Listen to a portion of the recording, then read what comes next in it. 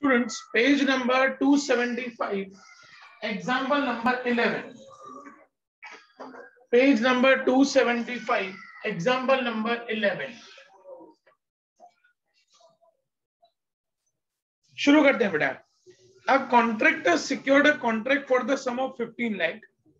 Progress payments were to be received from time to time from the contractee equal to 90% of the certified value of the work performed.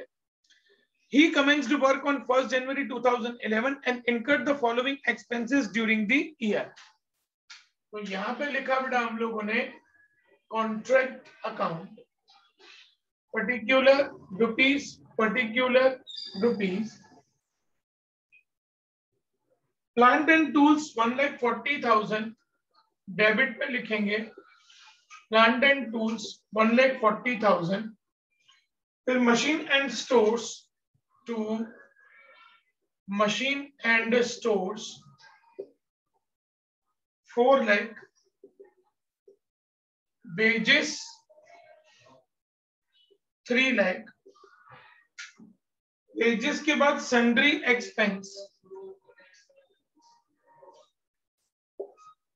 Sundry expenses 60,000. Salaries and 80,000. Part of the machine costing 40,000 was unsuited for the work and was sold at a profit of rupees 10,000. 40,000 का एक ऐसा machine था जो हमारे लिए suitable नहीं था. 10,000 के प्रॉफिट पे हमने उसको बेच दिया मतलब गया. तो क्रेडिट में लिखेंगे बाय बैंक. 40,000 का प्लांट 10,000 के प्रॉफिट पे बेचा मतलब टोटल 50,000 आएगा. 10,000 का प्रॉफिट है वो डेबिट में आ जाएगा टू P&L 10,000. कंसेप्ट क्लियर बेटा? Yes sir. कोई डाउट यहाँ तक बेटा? No sir. 50,000 कैसे बेटा 40,000 की कॉस्टिंग का प्लांट था जिसको 10,000 के प्रॉफिट पे बेचा तो टोटल 50,000 रुपया. 40 प्लस 10 50,000 रुपया. क्रेडिट में लिखेंगे बाय बैंक 50,000. 10,000 का प्रॉफिट है तो प्रॉफिट P&L के क्रेडिट में जाता है तो यहाँ पे कॉन्ट्रैक्ट के डेबिट में आ जाएगा टू P&L 10,000. कंसेप्ट क्लियर बेटा? Yes sir. Okay. The value of the plant and tools on 31st December 2011 was rupees 80,000. 31st December मतलब ये क्लोजिंग बैलेंस है. तो by WIP value of plant and tools का closing balance अपन को 80,000 दिया है. And the value of machine and stores on hand on that date was worth rupees 60,000. और मशीन एंड स्टोर्स उस डेट पे हमारे पास 60,000 रुपए के हैं. The contractor received progress payment amounting to 8,77,500 during the year ending 31st December 2011. Total 8,77,500 मिला है. ऊपर अपन को लिखा था बेटा कि कॉन्ट्रैक्टी को 90% पैसा मिलने वाला है वर्क सर्टिफाइड का. ये कैश रिसीव्ड, ये वर्क सर्टिफाइड. अगर वर्क सर्टिफाइड 100 है तो कैश रिसीव्ड होगा 90. हमको 8,77,500 कैश मिला है तो वर्क सर्टिफाइड कितना होगा? निकालो बेटा वर्क सर्टिफाइड. 9,75,000. Okay, 9,75,000.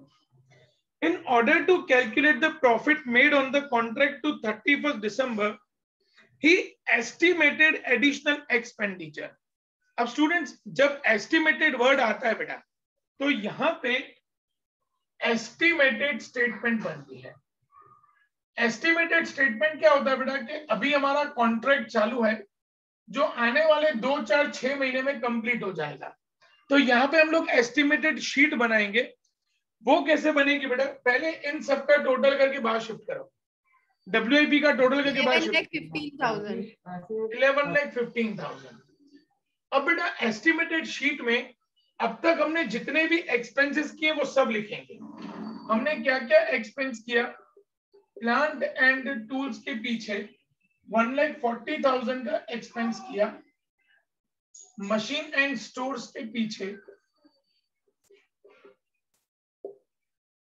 हमने 4 लाख का एक्सपेंस किया, उसके बाद वेजेस के पीछे हम लोगों ने 3 लाख का एक्सपेंस किया, फिर सन्ड्री एक्सपेंस के पीछे हमने 60,000 रुपए का खर्चा किया, उसके बाद सैलरीज के पीछे हम लोगों ने 80,000 का खर्चा किया, and minus cell of plant original price 50 में बेचा, लेकिन 10,000 उसका प्रॉफिट था, तो ओरिजिनल प्राइस थी 40,000। बेटा इसको प्लस माइनस करो, कितना आ रहा है? 40,000 माइनस है, ध्यान से 40,000 माइनस है, ध्यान से बेटा, कैलकुलेशन नहीं तो पूरा 9,40,000। अब ध्यान से समझना बेटा, आगे क्या लिखा हुआ है। In order to calculate the profit made on the contract to 31st December, he estimated the additional expenditure that could be incurred to complete the job and took to the credit of revenue for the year that proportion of the net profit to be realized on the contract which the certified value of the work done go to the contract price. He estimated that the contract would be completed to on 30th June 2012. मतलब 6 महीने और contract चलने वाला है। Subject to following information that the plant and tools would have a residual value of 20,000 upon the completion of contract. Residual value मतलब minus, last में उतनी value बचेगी बेटा। Residual value of plant and machine 20,000, तो इसको minus करेंगे 20,000 को। Continue. The cost of the machine and stores required in addition to those in stock on 31st December 2011 would be rupees 2 lakh. Extra machine और stores की जरूरत पड़ेगी, वो plus करेंगे। कॉन्ट्रैक्ट को पूरा करने के लिए 2 लाख के एक्स्ट्रा स्टोर एंड मशीन की जरूरत पड़ेगी, and that further sundry expense of 40,000 would be incurred, और 40,000 रुपए के सन्ड्री एक्सपेंसेस हमको बेयर करने पड़ेंगे, तो वो भी प्लस हो जाएगा। That the wages on the contract for the 6 months ended 30 June 2012 would amount to 1,60,000, और प्लस एक्स्ट्रा वेजेस हमको पे करनी पड़ेंगी 1,60,000 रुपए की। That the salaries would amount to the same per month as in the previous year. Salaries जितनी previous year में थी उसी का प्रोपोर्शन अपन को निकालना है। ये 12 महीने की सैलरी थी बेटा, हमारा 6 महीने का कॉन्ट्रैक्ट चल रहा है, तो 12 महीने की 80,000, तो 6 महीने की कितने, ऐसे निकालेंगे। 12 महीने की 80,000, तो 6 महीने की कितने निकालो, कितनी आ रही है बेटा? 40,000। ये 40,000 को प्लस करेंगे। That 2.5% of total cost of contract excluding this percentage should be provided for contingencies. अब ध्यान से समझना बेटा, पहले इसका प्लस माइनस करो, देखो कितना आ रहा है? 13,60,000। 13,60,000। अच्छा, 13,60,000 का 2.5% निकालो बेटा। 34,000।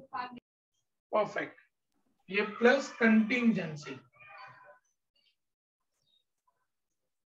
34,000। बेटा अब एक जो सेंटेंस बोला ना वो ध्यान से समझना बेटा। यहाँ पे ना इन्होंने 2.5% में लिखा हुआ है एक्सक्लूडिंग दिस परसेंटेज। कभी कभी क्या होता है बेटा, इंक्लूडिंग आता है। तो जब इंक्लूडिंग हो तब क्या करने का, सपोज हमारा टोटल कॉस्ट 100, 2.5 कंटिंजेंसी, बाकी बचा 97.5। तो 97.5 पे अगर कंटिंजेंसी 2.5 है तो 13,60,000 पे कितना। अगर इंक्लूडिंग लिखा हुआ है इसका मतलब क्या होता है बेटा, 100 रुपए में 2.5 रुपया कंटिंजेंसी का है, तो बाकी 97.5 जो होगा वो हमारी अदर कॉस्ट का होगा। तो 97.5 पे कंटिंजेंसी 2.5, तो 13,60,000 पे कितना अगर इंक्लूडिंग लिखा हो तो। यहाँ पे लेकिन एक्सक्लूडिंग है, तो सीधा 13,60,000 का हम लोग 2.5% निकाल देंगे। Am I clear to everyone students? Sir फिर से समझाओ ना। यहाँ पे ना बेटा ब्रैकेट में एक्सक्लूडिंग लिखा हुआ है परसेंटेज में, तो सीधा 13,60,000 का हमने 2.5% निकाल दिया। अगर ब्रैकेट में इंक्लूडिंग लिखा होता तो हम लोग क्या करते, तो ये कैलकुलेशंस होती। सपोज टोटल कॉस्ट 100 जिसपे 2.5 कंटिजेंसी का, बाकी कॉस्ट बचेगा 97.5, 97.5 पे कंटिजेंसी 2.5 है, तो 13,60,000 पे कितना। अगर इंक्लूडिंग लिखा होता तो हम लोग इसके हिसाब से कैलकुलेशन करते। क्लियर बेटा सबको students? Yes sir. Any doubt students? Any doubt? No sir. Okay, अब स्टूडेंट्स इसका टोटल करो बेटा। 13,60,000 प्लस 34,000 करो बेटा। 13,94,000। 13,94,000। अब बेटा क्वेश्चन के स्टार्टिंग में देखो, आपको कॉन्ट्रैक्ट प्राइस दे रखा है बेटा। चेक करो कितना कॉन्ट्रैक्ट प्राइस दे रखा है अपन को। 15 लाख। 15 लाख। तो ये जो डिफरेंस आएगा बेटा, ये आएगा हमारा एस्टिमेटेड प्रॉफिट, और एस्टिमेटेड प्रॉफिट आएगा हमारा 1,06,000। बेटा यहां तक किसी को कोई भी confusion students? No sir. Students जब एस्टिमेटेड प्रॉफिट होता है ना बेटा, तब यहाँ पे पीएनएल की फॉर्मूला बदल जाती है।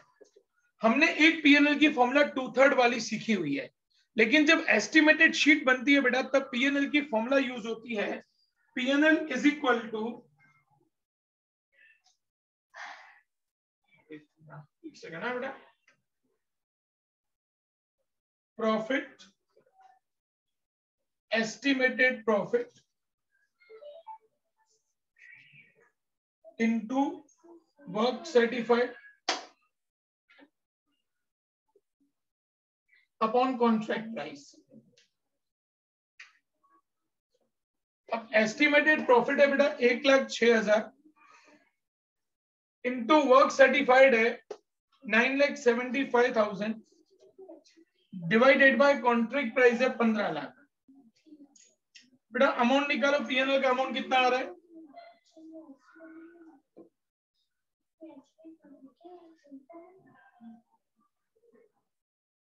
68,900।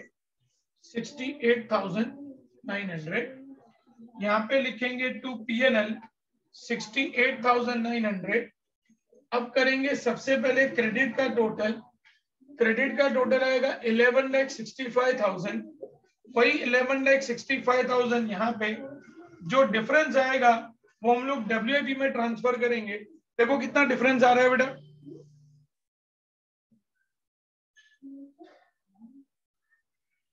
बेटा कितना डिफरेंस आ रहा है देखो।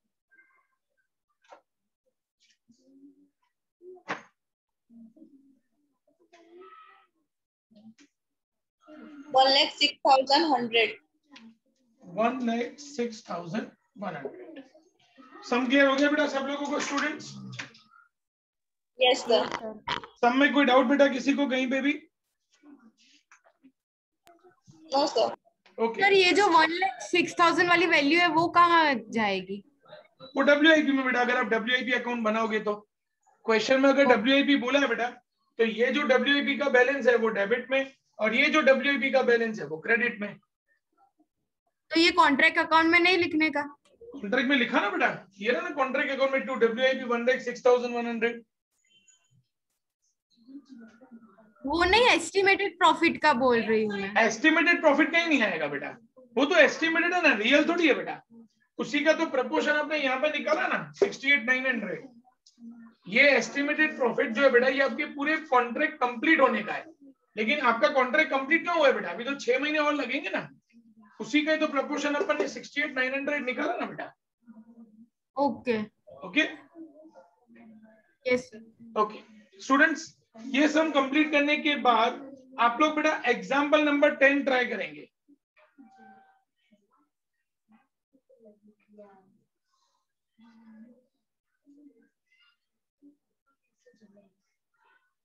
सर फोटो सेंड करो। हाँ बेटा।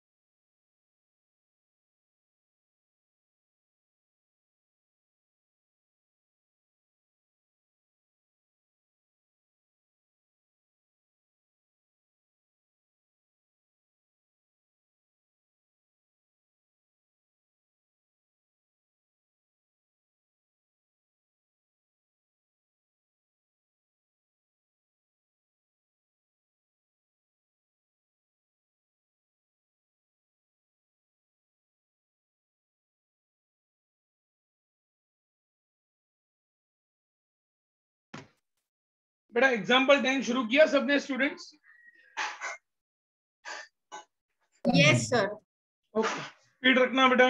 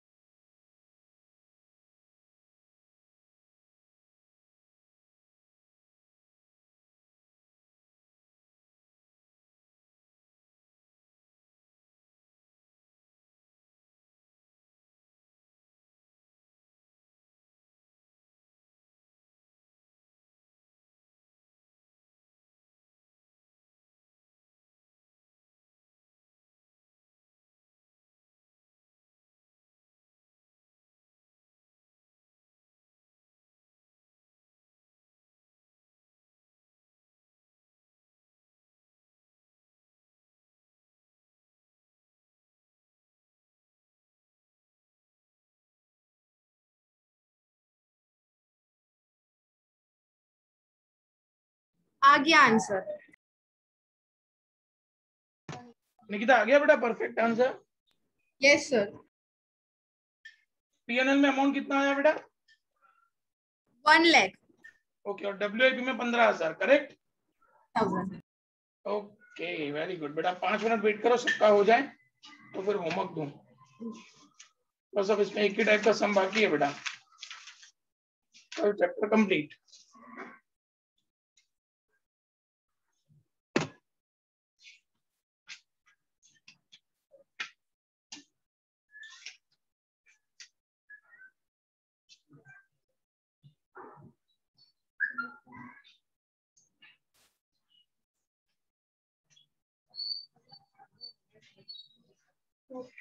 स्टूडेंट्स,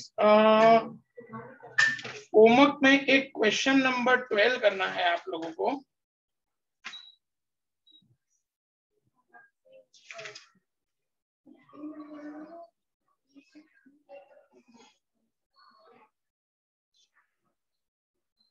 एंड दूसरा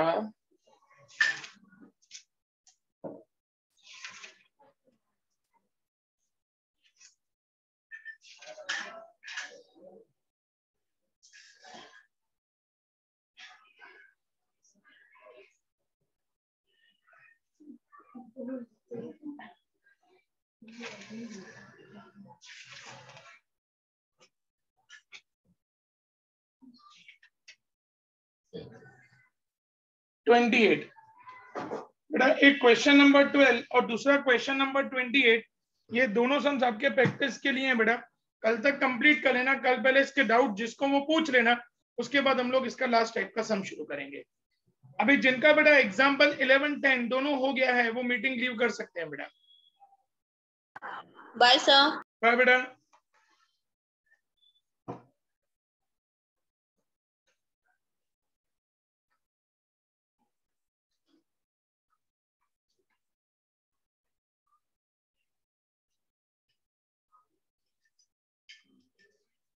निष्ठा कितना बाकी है बेटा?